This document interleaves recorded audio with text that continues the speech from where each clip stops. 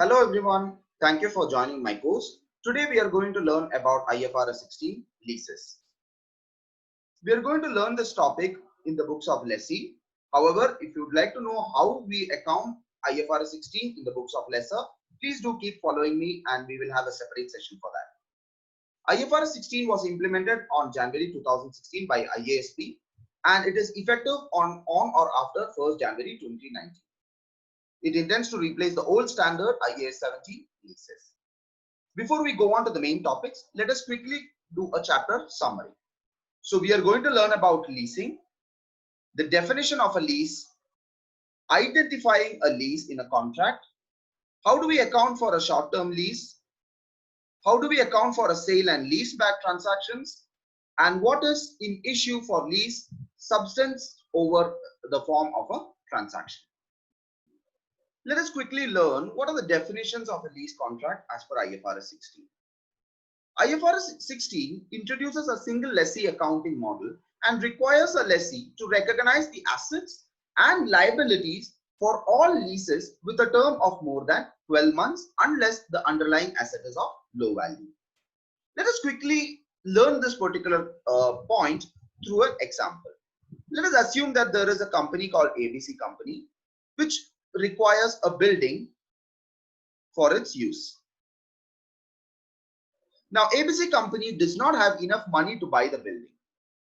Alternatively, what they can do is they can reach out to a person who is willing to allow ABC Company to use the building for a period of, for example, let us say 5 years.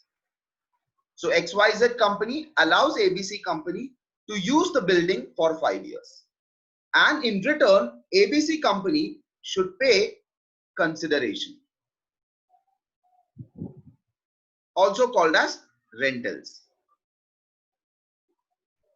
Now, this is a classic example of a lease contract. In such cases where the term of lease contract is more than 1 year or 12 months and the underlying asset value is of high value and not a low value, in such cases, the lessee, which is the ABC Company, should recognize an asset as well as a corresponding liability in their books for a term of 5 years. And that is the main concept of IFRS 16 leases.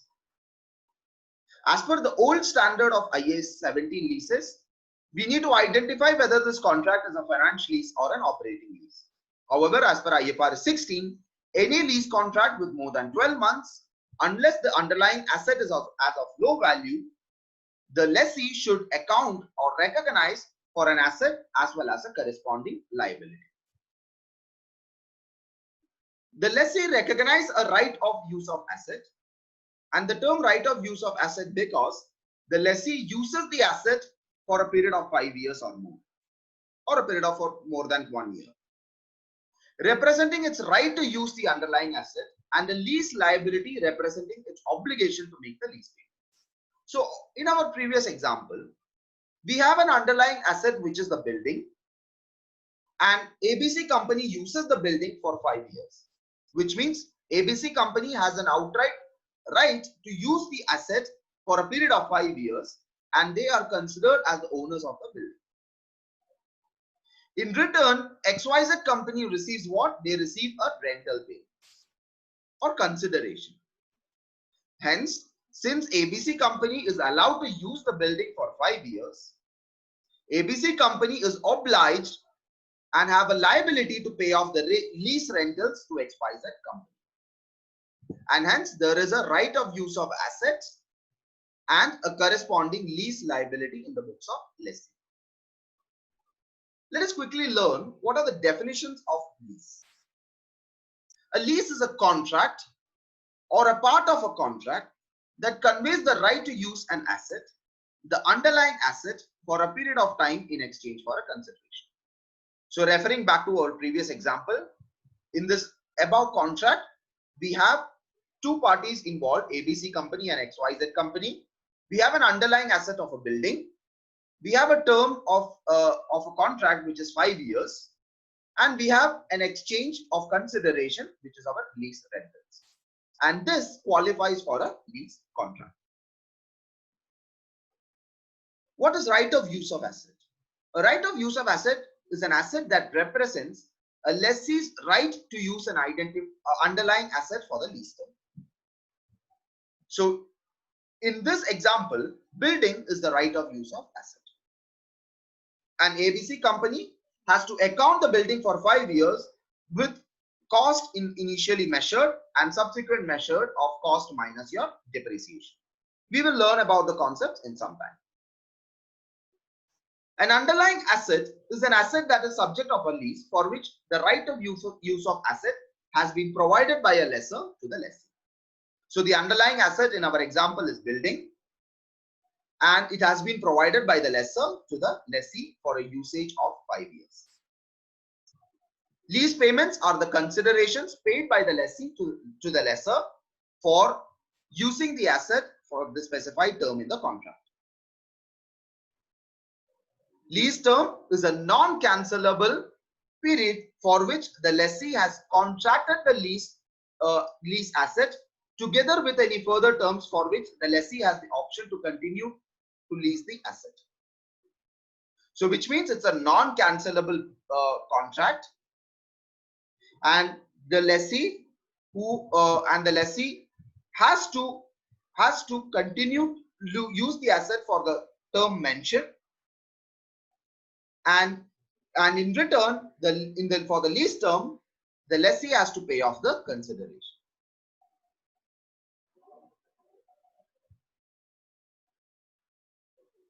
Finally, lease incentives. Lease incentives are payments made by the lessor to the lessee or reimbursements or assumptions by the lessor of cost of the lease. So typically a lease incentives are discounts offered by the lessor. For example, let us say ABC company, instead of 5 years, they enter into a contract for 12 years or more. In such case, XYZ company, who is the lessor, is willing to provide a discount of 10%, and that will be considered as a lease incentive. Let us now learn how do we identify a lease in a contract. A contract is or contains a lease if the contract conveys the right to control the use of an identified asset for a period of time in exchange for a consideration.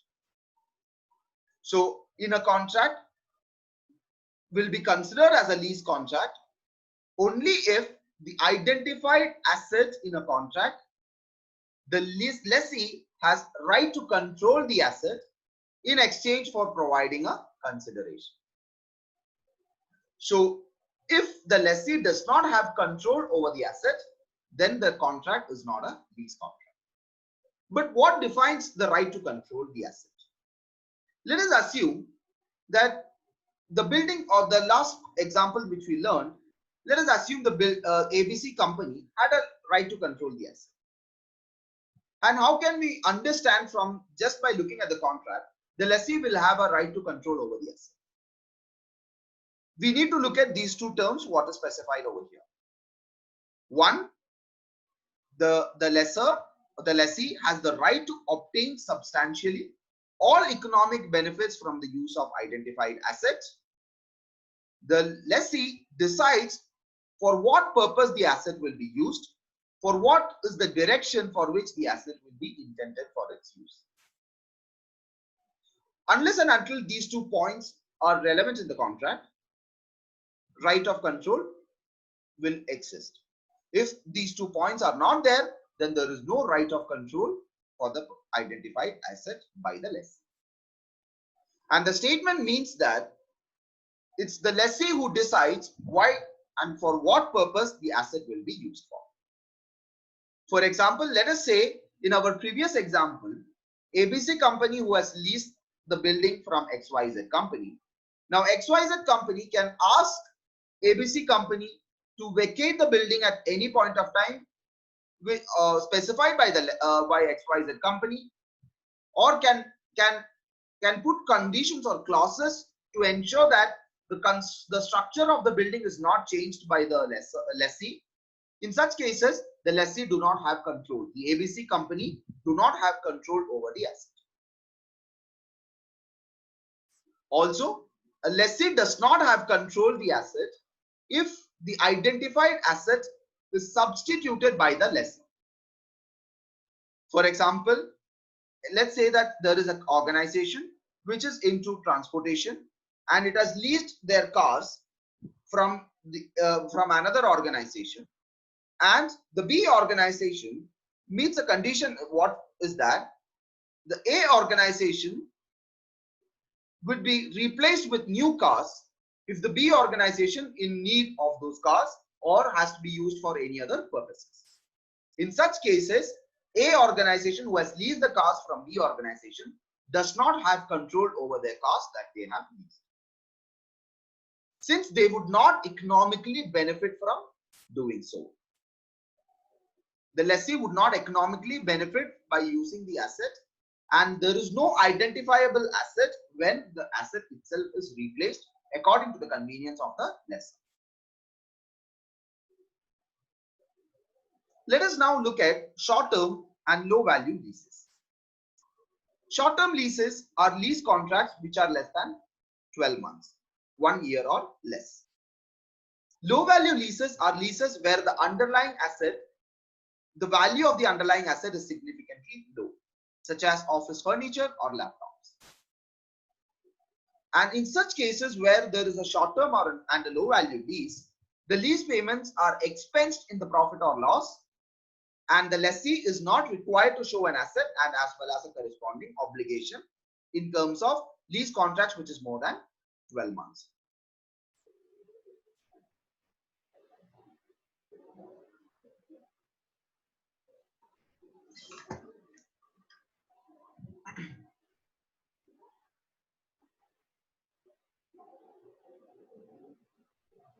Now let us learn how do we account for IFRS 16 in our books of lessee. So as we said earlier, we need to account the IFRS 16 in the books of lessee by creating an asset and a corresponding liability. So debit the asset with the right of use of asset and create a corresponding liability for our lease payments. However, let us first learn how do we arrive at the cost of the right of use of asset. So the cost of right of use of asset. So at the commencement of the date of right of use of asset, the asset is initially measured at cost, and the cost comprises of the present value of lease liability, which is the discounted lease payments made for the entire lease term, discounted at the current rate, and then add to that advance lease payments made, add any initial direct cost that you have incurred, less any lease incentives, and add any dismantling and site restoration cost to it. And finally, after adding up all this cost together, you will get the right of use of asset cost that you will measure initially. Once you have measured the right of use of asset at the cost, then you need to do a subsequent measurement of asset, right? What is subsequent measurement of asset? You need to reduce the asset by depreciation because of the asset that you are using for a lease period of time. But how do you account for the depreciation? The accounting for the depreciation is where you can reduce the value of asset by the earlier useful life of the asset or its lease term, whichever is earlier. You have to calculate the depreciation and based on that particular useful life, and then find out what is the book value of the asset after deducting for the depreciation. So to calculate your depreciation is cost divided by the useful life, and here in lease term your useful life is earlier of 1 lease term or 2 the useful life of the asset. So let's say, for example, if the lease term is 10 years and the useful life is 12 years, then the useful life that you will use to calculate the depreciation is 10 years, which is the lease term. Now, another thing that you need to note is that If the ownership of the asset is expected to be transferred to the lessee at the end of the lease, then the useful life period must be used. Which means, for example, in the same example, if after the lease term that of 10 years, the asset is transferred to the lessee, in that case, at the beginning of the asset itself, of recognizing the asset itself, you should depreciate the asset with a useful life of 12 years instead of 10 years. So instead of using 10 years, we have to use 12 years. Let us now learn how do we measure the liability component of IFRS 16. To measure the liability component of IFRS 16, you need to learn two things. One is what is arrears and what is advance, and then what is an interest portion of the lease payment, and what is the discount factor. Let us learn one by one and step by step. Let us first learn what are the different types of lease contracts that we have.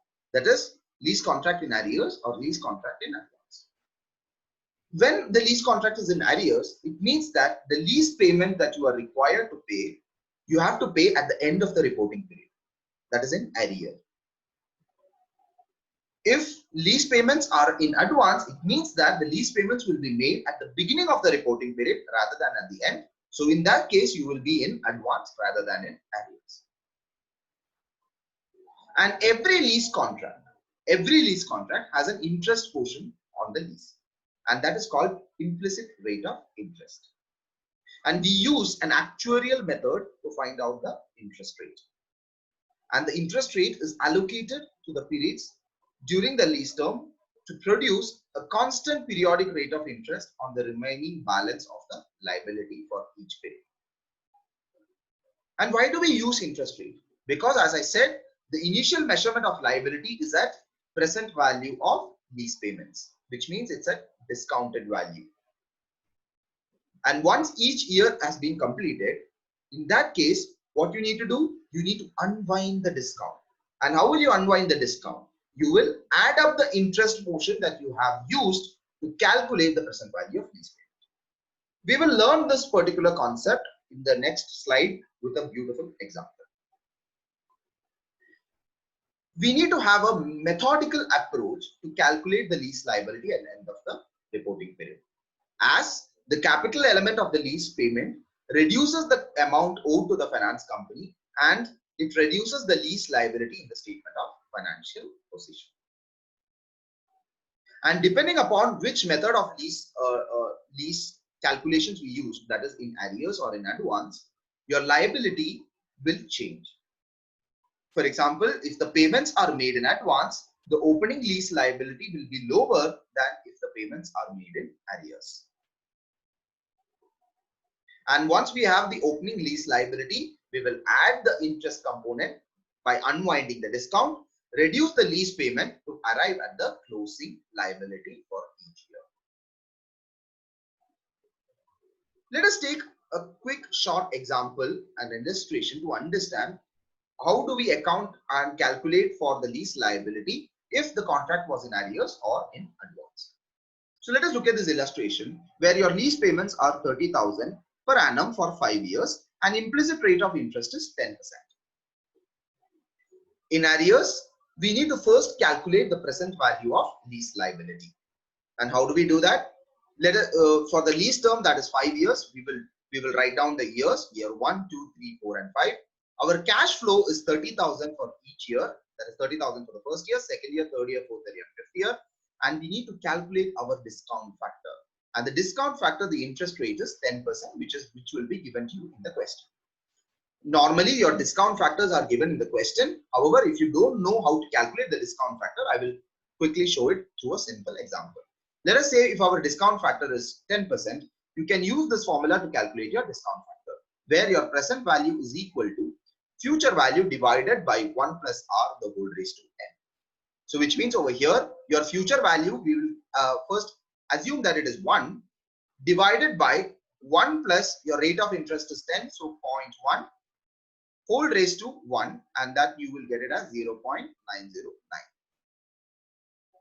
Likewise, if you want to calculate for the second year, 1 divided by 1 plus 0.01 raised to 2, you will get it as 0.826. And for the corresponding years, we can calculate it and you will get the answer as 0.751, 0.683 and 0.621.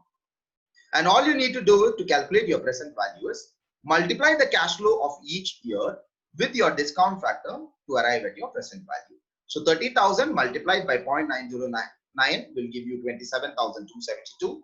For the second year, 30,000 multiplied by 0.826, 24,793. 30,000 multiplied by 0.751, 22,539. 30,000 multiplied by 0.683, 20,490. 30,000 multiplied by 0.621, 18,627.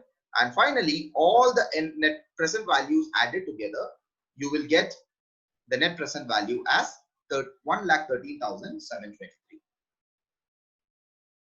Once you calculate the opening balance, so this is your opening balance of lease liability. Once you calculate your opening balance of lease liability, you can calculate the closing balance of lease liability for each year. I have showed an illustration how you calculate the closing liability for year 1. So let us take a look at this. So your opening balance is 1,13,723, and if you are in arrears, first you will add your interest to the extent of 10%. So your 10% interest on 1,13,723 is 11,372. You will reduce your lease payment of 30,000 to arrive at a closing balance of 95,096. Right? So here in the difference is that in arrears, what you will do, you will add the interest first and then reduce the lease payment to arrive at your closing balance. And this adding of interest payment is called as unwinding the discount. Considering our opening balance is calculated at the net present value, which is discounted value. Now the same transaction, let us take a look at it, how it changes when in the contract says that you need to pay the lease payments in advance. So the cash flow will remain the same, however, only for 4 years instead of 1 extra year, because in advance you don't need to discount the value, right? And your liability for the future will only be 4 years, because outright you need to pay the advance amount immediately. So years 1, 2, 3, 4, cash flow will be 30,000, your discount factors for the 4 years, and you will calculate your net present value, and your net present value is 95,096. And compared to arrears, your net present value for advance is lower, because you do not need to calculate the present value for additional 1 more year. However, in arrears, we need to calculate the liability for another 1 more year. Since in arrears, it is assumed that you will make the payment of the lease payment by the end of the year. However, in advance, you have to pay it at the beginning of the year. Let us now quickly learn how does the advance calculations change the closing balance of the liability in each year. I have done the advance payment for 2 years to understand it in more detail.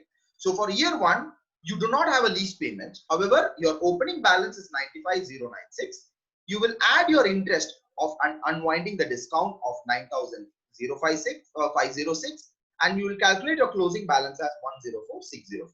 As you have noted, you do not need to reduce the lease payment, as the opening balance is without the first lease liability in your books.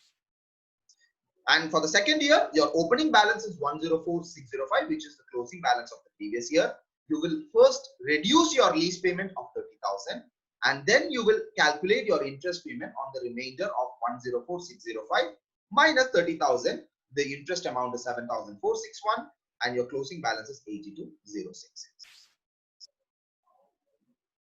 So as you see, your opening balance of lease liability and your opening balance of lease liability in arrears and opening balance of lease liability in advance are different. Your closing balance of lease liability in arrears and closing balance of lease liability in advance are different. And whether the contract is in arrears or advance will decide what will be your opening liability and closing liability. And hence, this is a very important aspect in your lease contract. Let us now quickly look at one question and go and try to solve this by ourselves and try to explain how the lease contract works in the lessee accounting model. Let us look at this question. A company leases an asset on 1st January 2000. The terms of the lease are to pay a non-refundable deposit of 575, followed by 7 annual installments of 2,000 payable in arrears. The cost of right of use of asset equivalent to the present value of lease payments on 1st January 2000 X1 are $10,000. The interest rate implicit in the lease is 11%. Calculate the interest charge in the statement of profit or loss and the lease liability in the statement of financial position. So whatever you charge for your lease rentals multiplied by the interest element, which is your 11%, will be charged to your statement of profit or loss. And your liability, your lease liability, will be in your statement of financial position along with your assets, which is your cost minus depreciation, and that is your book value. So let us calculate all these elements for our lease contract. Let us look at the solution now. So first, for any lease transaction, we need to do a working. Since here in this question, they have given us the opening liability, which is 10,000, we do not have to calculate the present value of lease liability. Hence, we will start with the working of how do we calculate our closing liability for each year. So if you see, if I go back to the question, if you see, they have asked us to calculate the lease liability as of 31st December 2001. And the lease contract is in arrears. The lease contract is in arrears. So in my working, what I'm doing is I'm calculating the lease liability as of 31st December 2001. Also, I'm calculating the lease liability as of 31st December 2001. And there is a reason to which why I'm calculating this, because it is assumed that all our liability should be divided in our statement of financial position into two aspects, a non-current liability and a current liability.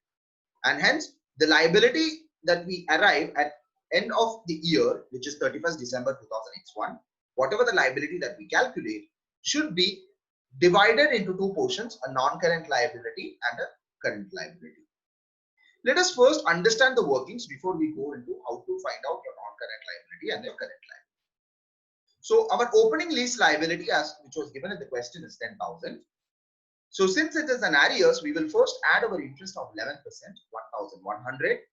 We will reduce our installment, which is 2,000 payable in arrears, 2,000. And our closing lease liability will be 9,100 for year 1, 31st December 2001. For the next years, to the closing balance, I will add the interest again, 1,001. I will deduct the installment of 2,000 to arrive at my lease liability of 8,101. So in this example, for the year 1st January 2001 to 31st December 2001, what is my interest portion? My interest portion is 1,100, which will go to my statement of profit or loss. What is my liability? My liability is 9,100. However, this liability of 9,100 should be divided between non-current liability and current liability. Now, what is non-current liability? Non-current liability is the liability which is for more than 1 year, where you have an obligation for more than 1 year, right? As you know, the liability as of 31st December 2001 is 9,100, but you have an immediate liability in the next upcoming years, which comprises of your interest portion and your installment, right? So which means, what is your non-current liability? Your non-current liability will be your lease liability, that is for the next year. So if your lease contract is in arrears, your lease payments are in arrears, which means your non-current liability will be the liability that of the next year, and that is 8,101. If, for example, if the question we have asked to calculate what's the liability as of 31st December 2002, we need to calculate for 1 more years, that is 31st December 2003, to find out our non-current liability. And once we find out what is our non-current liability, your current liability will be the difference between 9,100 and 8,101. And your interest for the period of 31st December 2001 will be how much? 1,100. So let us look at how it is accounted in your statement of profit or loss and statement of financial position. So in statement of profit or loss, your finance cost 1,100 is recorded, and in your statement of financial position, you have a non-current liability of 8,101, and you have a current liability of 9,100 minus 8,101, and that is 999.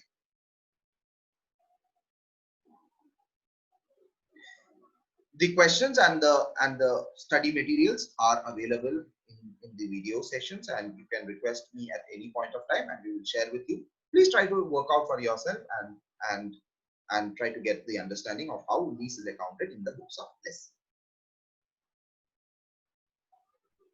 Let us look at another question to understand in deeper how lease accounting is accounted in the books of lessee. Let us say company A makes up its account to 31st December for each year. It enters into a lease as lessee to lease an item of equipment with the following terms. Inception of lease is 1st January 2000x1. Term is 5 years at $2,000 per annum, but in this contract, it is payable in advance. Initial measurement of liability is 6,075. Useful life is 8 years. Interest rate implicit in the lease is 12%. Required. We are required to calculate the interest charge in the statement of profit or loss and the lease liability in the statement of financial position for the year ended 31st December 2001. So similar question, but the conditions are different. Now in this contract, we have an advance payment and we have a rate of interest of 12%. So let us first start by the calculation of our lease liability, right of use of asset. I'm sorry. So working for right of use of asset, you have your present value of lease liability as 6,075. Your advance lease payment is 2,000. So your value of use of asset will be 8,075. So as we said, your right of use of asset cost will be your present value of lease liability plus any advance lease payment. And in this case, the advance lease payment is 2,000. So your total cost will be 8,075. Now let us look at how do we work for our liability. As you can see, in our working, we have done it only for 1 year. That is only for 31st December 2001. Unlike in our previous example, we did it for another year. We calculated the same calculations for 1 more year to find out our liability for the next year. However, since the contract is in advance, we can stop the calculation in the current year itself. So initial liability is 6,075. And we will add to that the interest of 12%, 729, and we will get a closing liability of 6,804. As we said, this liability has to be divided between current liability and non-current liability. Since the contract is in advance, we know what is our current liability.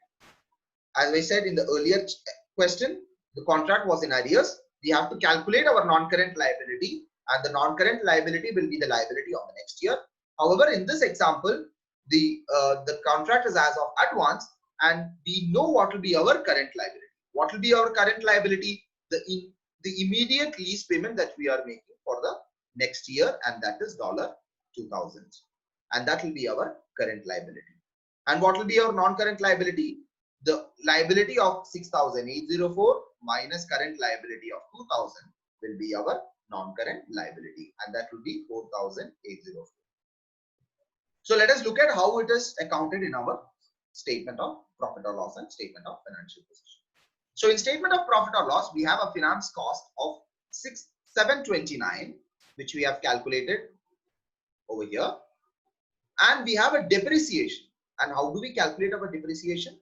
Which is your cost divided by the useful life, the lease term, which is 5 years. So 8,075 divided by 5, that is 1,615.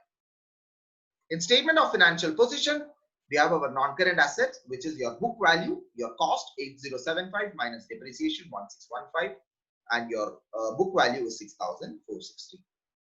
Your non-current lease liability is what we have calculated, which is your liability as of the current year 6,804 minus the lease payment that you are immediately making for the next year, and that is 4,804.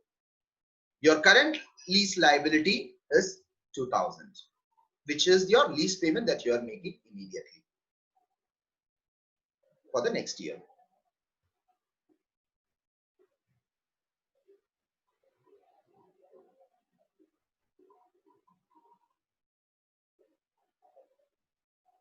Let us now look at an important terminology, which is called sale and leaseback. Now, for a sale and leaseback, what is a sale and leaseback is that? Let us say that I own a building and I require immediate fund, immediate money. What I can do is I can sell the building. However, all my employees and staffs are sitting inside the building. So what I need to do, I can sell the building, but I still need to use it. So I can sell it to someone who's ready to lease it back to me. So which means he will, the X person who I'm selling to, the buyer will buy the building and he will lease it back to me. And when he leases it back, right, I have to pay a consideration. And when he buys, he will pay me the value for that particular building, right? So there is a win-win situation for both of us. I have got immediate funds and I'm paying back only a small amount of consideration. However, the buyer is looking for an investment opportunity. So he has bought the building and leased it back to me, and he is getting this consideration every year. Now, in this particular transaction, we need to classify whether each transaction meets the IFRS criteria or does not meet the IFRS 15 criteria. So if, let's say, a transaction meets the IFRS 15 criteria, which means that the seller who has sold the asset, the transaction satisfies the IFRS 15 revenue criteria. Right? So we will learn IFRS 15 in a separate session. You can keep following me and you will have a separate session for that as well. However, to continue, the transaction, if it satisfies the IFRS 15 criteria, how do we account for it will differ from if the transaction, when it does not meet the IFRS 15 criteria. So let us first look at what happens if the transaction does not meet the IFRS 15 criteria. If the transaction does not meet the IFRS criteria, what does involves in a transaction? I am the seller. I sold a building to the buyer, and the buyer has paid me X amount of money. And in return, what I'm paying back? I'm paying back the lease amount. So when it does not meet the IFRS 15 criteria, the same transaction, if you just go back and read through the transaction or listen to the transaction, it looks like as if there is a financial liability, like a loan provided, isn't it? So the buyer is providing X amount of loan to me, and I'm paying back him the installment and also the interest charged upon. So if this transaction does not, the sale and leaseback transaction does not satisfy the IFRS 15 criteria, in that case, it should be treated as a financial liability and accounted in accordance with IFRS 9. And this nature of this transaction and the substance of this transaction is more of a secured loan rather than the nature where it's a lease transaction.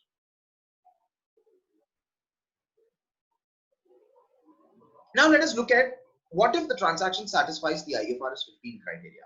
If the transaction satisfies the IFRS 15 criteria, then the building has gone out of my books, isn't it? The building has gone out of my books. However, when I'm leasing back, the building is again coming back. But when I'm leasing back, I might not be leasing it back for a longer period of time. I can lease it back for a shorter period of time, let's say 2 or 3 years. But the building had a useful life of 8 years. So building had a useful life of 8 years, but I'm leasing it back only for 2 years, which means I'm leasing it back only for a shorter period of time. Which means then we have to recognize the right of use of asset as well as a corresponding liability. However, the value of the assets and the liability will depend upon the lease term of the contract. So in this case, the right of use of asset and the lease liability will be lower since we are leasing it back only for 2 to 3 years. And the useful life of the building was 8 or 10 years. So which means we have to account the assets, the previous carrying amount of the asset that relates to the rights retained has to be accounted in the books of the seller or the lessee. And whatever the rights has been transferred, only the gain amount what we arrived by selling the asset, only the gain or loss for that relates to the rights transferred to the buyer will be accounted for. So we need to account for our assets, we need to account for the assets, we need to account for the liability, and that will be dependent upon the rights retained. And third point is when we sell the building, if we have a gain or loss, and we can account only to the extent of rights transferred. And any gain that we have to the extent of rights retained are an unrealized gain. And we will account only for the realized gain in lease transactions, sale and leaseback transactions. Now, what if the asset that you are selling is not equal to the fair value? Now, there are three things that you need to learn. One is there is a sale value, there is a fair value, and there is a book value. So, sale value is the value at which you are selling the asset. Book value is the value of the asset, which is your carrying amount of your asset before selling it. Fair value is the value of the asset in the market. Now, what if your fair value is not equal to the sale value? One thing you need to remember is that in all sale and leaseback transactions, we will only consider fair value and not the sale value. And if the fair value is not equal to the sale value, then we need to account it differently. If, let's say, the fair value is more than the sale value, and that is called as above the market terms, and it is accounted as additional financing provided by the lessor, which means it will be included. It is assumed that that particular amount is included in our liability. If this fair value is lower than the sale value, it is a below the market terms. And in such case, the difference of the amount is accounted as a prepayment of lease payments. And depending upon what is the fair value and how different the fair value is to the sale value, your accounting amounts might change. Let us now look at what are the formulas in a sale and leaseback transactions. Now, the sale and leaseback transactions are divided into two components. If the sale is identified as a sale as per IFRS 15, if the sale is not identified as a sale or not recognized as a sale. To calculate, first you need to find out what's the right of use of asset. And to calculate your right of use of asset, you need to first get your carrying amount, which will be given to you in the question, multiplied by the present value of lease payments. You can either calculate this or it can be given to you in the question, divided by the fair value of asset. And as I said previously, all in our sale and leaseback transactions, we calculated using only our fair value of asset and not our sale value of asset. And hence, your right of use of asset can be calculated by taking your carrying amount of the asset multiplied by the present value of lease payment divided by the fair value of asset. Once you calculate your right of use of asset, you can also need to calculate your gain component. And how will you calculate your gain component? As I said, in sale and leaseback transactions, your total gain will be your fair value minus your carrying amount. And you need to account, and you can only account for your realized gain and not the unrealized gain.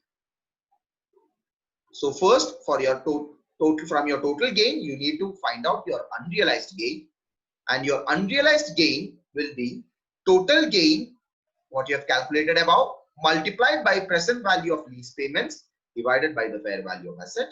So the same transaction or the same formula that you have used to calculate our right of use of assets, present value of lease payment divided by fair value of assets. And once you've calculated your unrealized gain, your realized gain will be total gain minus unrealized gain. However, if the transfer is not a sale, then we recognize the asset, we continue to recognize the asset, but the sales proceeds that we have received will be categorized as a financial liability as per IFRS 9. And again, you can go through my IFRS 9 portions. Please do following me. We have a separate session for that. Let us now learn sale and leaseback through a couple of questions. The first question is that, A company preparing its financial statements for the year ending 30th September 2003 included within revenue of 100 million for an item of plant sold on 1st January 2003. The sale did not meet the IFRS 15 criteria. The plant had a carrying amount of 80 million at the date of its sale, which was charged to cost of sales. On the same date, the company entered into an agreement to lease back the plant for the next 5 years at a cost of 28 million per annum payable annually in arrears.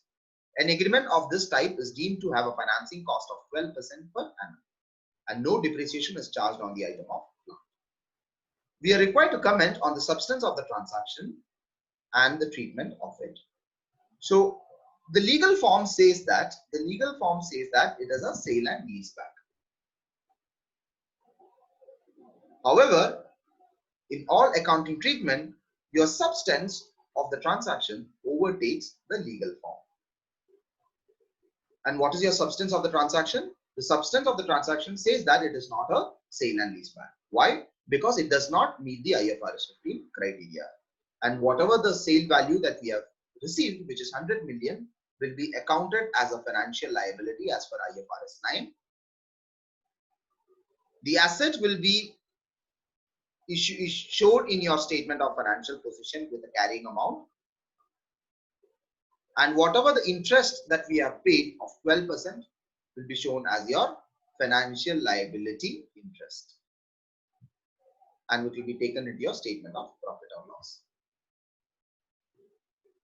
And also another thing to note here is that even if it met the IFRS 15 criteria, you cannot take the sale value into your revenue and the carrying amount of the asset into your cost of sales. That is an incorrect treatment.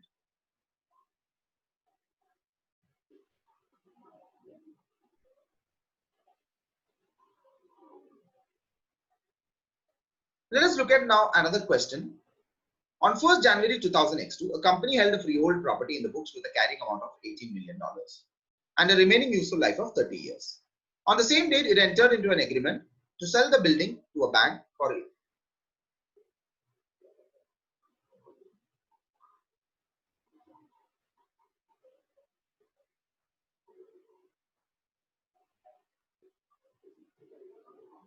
Let us now look at the next question. On 1st January 2002, a company held a freehold building in its books with a carrying amount of $18 million and a remaining useful life of 30 years. On the same date, it entered into an agreement to sell the building to a bank for $30 million, but to continue to occupy it for the next 6 years at an annual rental of $3 million per annum payable in arrears. The transaction satisfies the performance obligation in IFRS 15 to be treated as a sale. The fair value of the building at the date of sale was 25 million and the present value of lease payment is 15 million. The rate of interest implicit in the lease is 8% per annum. First thing that we notice in this transaction is that it meets the IFRS 15 criteria. So it can be characterized as a sale and leaseback transaction. And second thing that we need to notice, the fair value of the asset was 25 million. However, it was sold for 30 million, which means it is at above the market terms. And any excess amount will be considered as an additional obligation received from the buyer. So first, the excess over fair value of 5 million paid by the buyer is recognized as additional financing. The present value of annual payments is 15 million. And of this, 10 million relates to the lease and 5 million relates to the additional financing.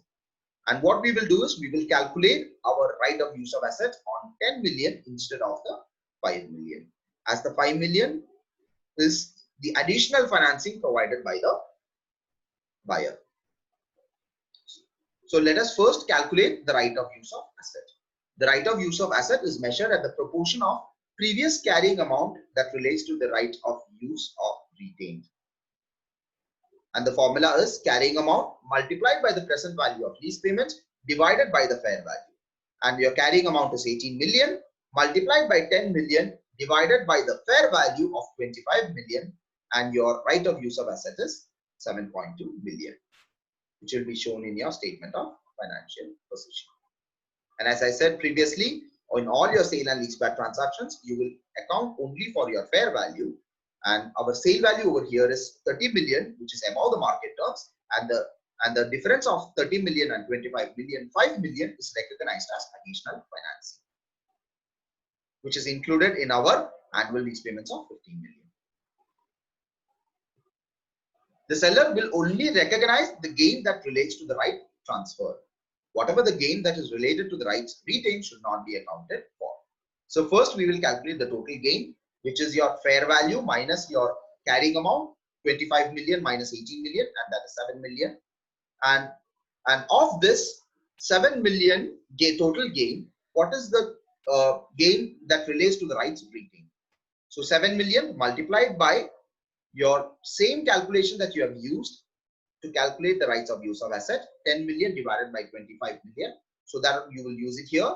7 million of total gain multiplied by $10 million divided by 25 million of fair value will be equal to 2.8 million. And this relates to the rights retained, and that is called your unrealized gain.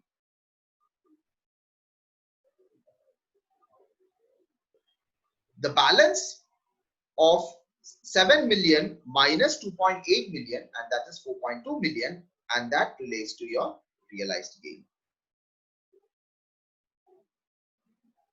And this 4.2 million can be accounted in our statement of profit or loss as a gain.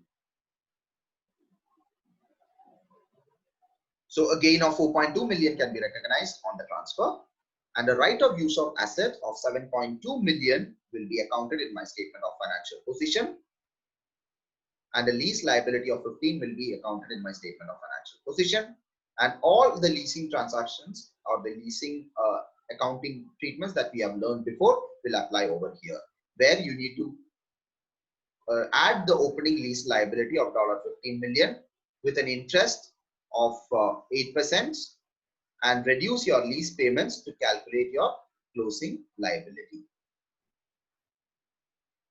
And similarly for your asset, your $7.2 million has to be depreciated with your depreciation and should be accounted at your carrying amount. By this, we have come to a conclusion for the session. If you have any questions, please reach out to us via email ceo@ffacademia.com, contact number 9633259363, and via our website www.ffacademia.com. Thank you.